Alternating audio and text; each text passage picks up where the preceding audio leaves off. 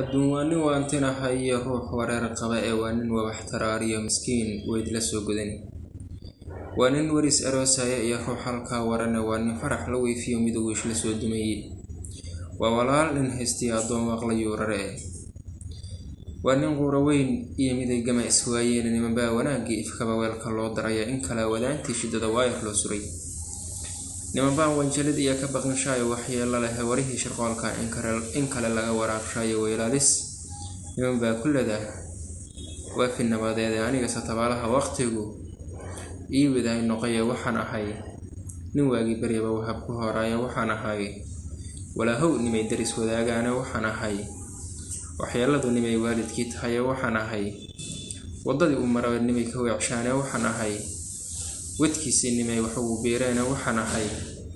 waraabuhu nimuu walamsanayaaye waxaan ahay nin waa feer ka muday labada waaxoode waxaan ahay nin waabtiisu tahay waadigii xamar